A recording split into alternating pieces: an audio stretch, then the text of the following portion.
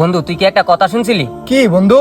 আমগে এলাকায় কবির ভাই আছে না? হ্যাঁ, কবির ভাই নাকি সারাদিন মেয়েদের সাথে কথা বলে। আমিও শুনছিলাম বন্ধু, কবির ভাই নাকি সারাদিন মেয়েদের সাথে কথা বলে, এমন কি অনেক রাত নাকি বাসায়ও ফিরে না। হ বন্ধু ঠিকই বলছস। আচ্ছা ছোট ভাইরা, তোমরা যে এই আমার নামে বদনামিগুলি করতেছ দুজনে, আমাকে তোমরা কি নিজ চোখে দেখছো এই ধরনের কাজ করতে? আমি তো তোমাকে সবই দাঁড়ায় দাঁড়ায় শুনলাম। আমরা দেখবো কি? আমরা তো মানুষের সাথে কাছ থেকেই শুনি আপনি সারাদিন মেয়েদের সাথে কথা বলেন। আমরা আপনার অনেক ভালো মনে করছিলাম, কিন্তু আপনি এমন জঘন্য কাজ কিভাবে করেন?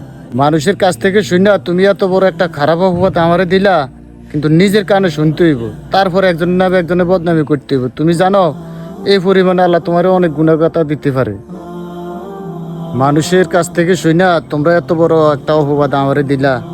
তোমার ঘরে নিজের ছোট ভাইয়ের মতন মনে করতাম আমি, আর তোমরা নাকি আমার নামে বদনামি করো। তোমরা যদি নিজের চোখে দেখা এত বড় বদনামি দিতা তো মাইনা যাইতাম, কিন্তু মানুষের কাছ থেকে শুনে তোমরা এত বড় বদনামি আমারে দিছো, মনে খুব কষ্ট পাইলাম। আমি জানি আর আমার আল্লাহ জানে, আমি এই ধরনের খারাপ কাজ কোনোদিনই করিনি। ভাই আমাদের অনেক ভুল হয়েছে ভাই। আমরা মানুষের কথা ধরে আপনারে অনেক মিথ্যা অপবাদ দিছিলাম। আমরাও আপনারে অনেক ভালোবাসি ভাই। আমাদেরকে এবারের জন্য ভাই মাফ করে দেন। আমরা জীবনে এমন ভুল কাজ করবো না ভাই।